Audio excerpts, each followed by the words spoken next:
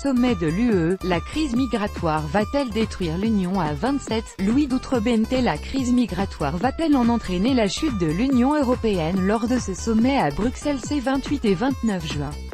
Si elle a causé une crise politique de grande ampleur au sein de l'UE, ce n'est pas la position française, trop ambiguë, qui pourra l'endiguer. Interview de Jean-Paul Gourevitch, spécialiste des migrations. Ce 28 et 29 juin, les dirigeants de l'UE se réunissent à Bruxelles. Si le Brexit, les réformes de la zone euro, la question de sécurité et de défense notamment, sont débattues lors de ce sommet européen, le sujet des migrations sera au cœur des échanges, et ces derniers devraient être plus que tendus. En effet, la voie du « stop à l'immigration » défendue par les pays du groupe de Visegrad, Pologne, République tchèque, Slovaquie, Hongrie, et l'Autriche est de plus en plus forte depuis l'avènement de Salvini en Italie. Refusant ce que les autorités de Bruxelles qualifient de « valeurs européennes » et dénonçant la léthargie de l'UE, ces nationaux populistes mettent au pied du mur l'Allemagne et la France en particulier. Les récentes affaires de l'Aquarius et de Lifeline ont, de plus, allumé la mèche quelques jours avant ce sommet en rappelant quelle était la réalité sur cette question.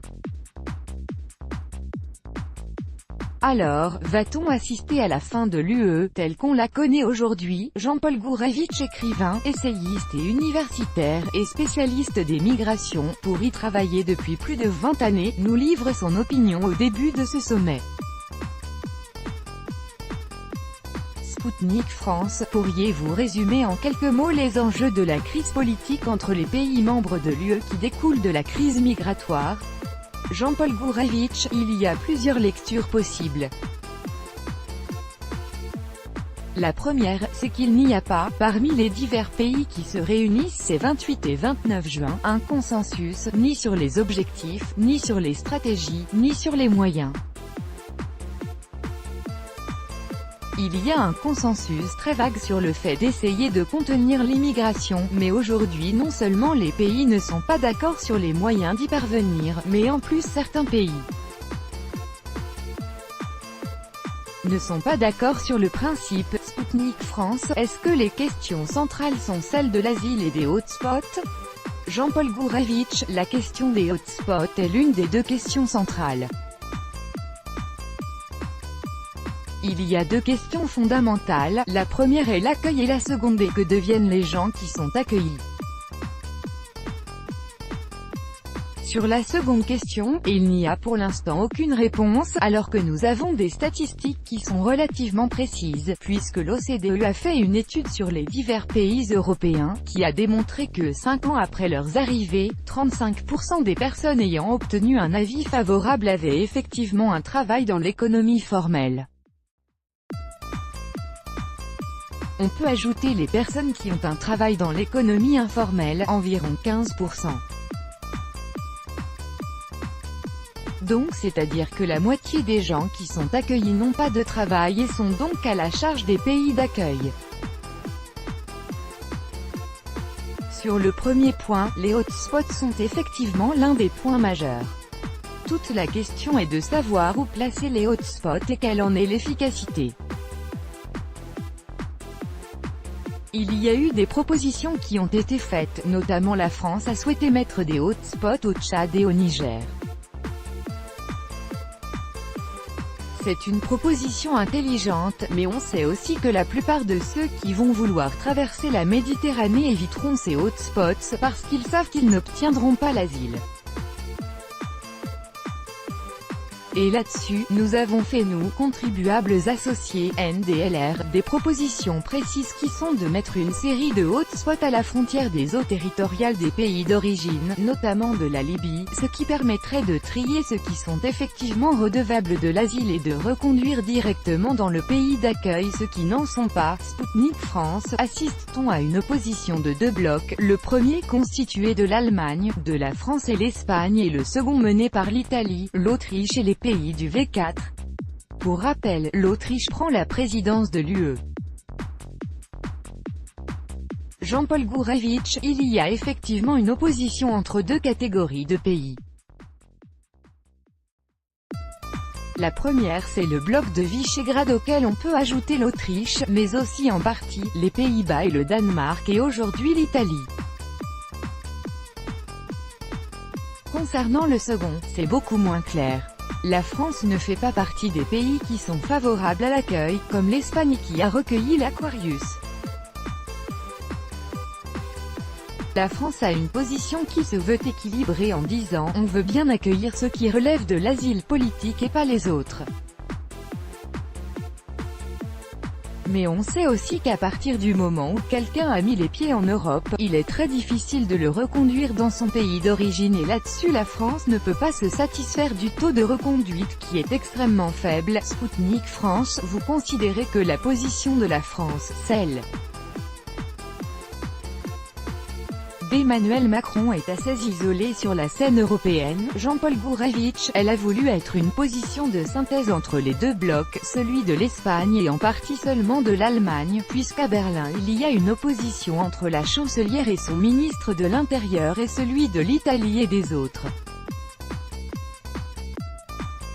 Et cette position centrale est un petit peu battue en brèche parce que les pays qui n'ont pas pris complètement position, comme la Belgique et la Suède, sont des pays qui attendent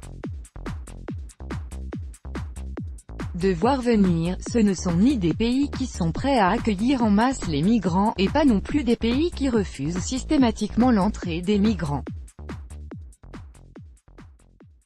Donc la position de la France est une position très difficile et qui risque effectivement de ne pas être majoritaire. Sputnik France, que pensez-vous du discours d'Emmanuel Macron, pseudo-ferme, pas d'accueil? Des bateaux des ONG qui font le jeu des passeurs, mais la France peut accueillir certains migrants de ces bateaux? Jean-Paul Gourevitch, c'est toute l'ambiguïté de la position de la France. On a d'un côté un discours qui se veut ferme pour donner des gages à des pays comme l'Italie. Et de l'autre côté des actes qui sont beaucoup moins fermes dans la mesure où, une fois que les migrants sont arrivés sur le sol, même s'il y a un tri qui est possible, il n'y a qu'une infime partie des migrants qui seront reconduits dans le pays d'origine. Donc la position française est fragilisée par le fait qu'on a d'un côté un discours ferme et d'un autre côté, une action qui est molle. Sputnik France, l'Union européenne peut-elle exploser à cause de la question migratoire? Pour Merkel et Macron lors de leur rencontre le 19 juin dernier, cette question ne peut se régler qu'à 3 ou 4, et pour les autres comme l'Italie, la solution est nationale. Jean-Paul Gourevitch, cela fait une vingtaine d'années qu'on dit que la question migratoire est la question la plus importante actuellement pour l'unité de l'Europe.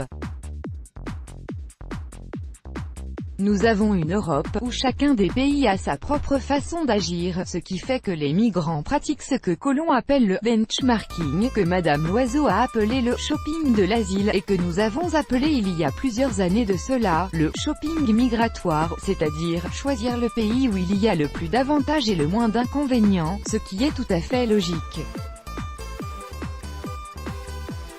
Donc, tant qu'il n'y aura pas un accord entre les pays de l'UE sur des définitions et des positions fermes sur qui veut-on accueillir, qu'est-ce qu'on veut en faire, et y a-t-il la possibilité d'offrir à ceux que l'on accueille un véritable travail, une véritable insertion, il y a effectivement un risque d'implosion de l'Europe que soient les menaces de ceux qui dispensent l'argent sur les pays qui sont réticents à l'accueil. Sputnik France, ce qui ressortira de ce sommet sur la question des migrations peut-il détruire la coalition allemande et donc provoquer la chute d'Angela Merkel? Jean-Paul Gourevitch, je ne suis pas spécialiste des problèmes internes de l'Allemagne. Mais je dirais simplement une chose qui est assez frappante. C'est que plus les médias jouent la carte immigrationniste, plus la population dans sa majorité adopte des positions de rejet.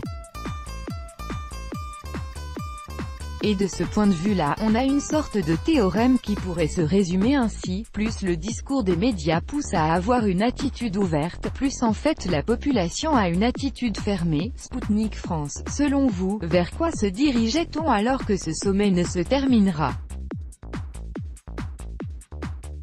que ce vendredi 29 juin, Jean-Paul Gourevitch, la simple étude des positions des uns et des autres laisse entendre qu'il risque d'avoir des accords à minima sur le fait de renforcer Frontex, de continuer la lutte contre l'immigration irrégulière et les passeurs, sans qu'il y ait de véritables idées nouvelles.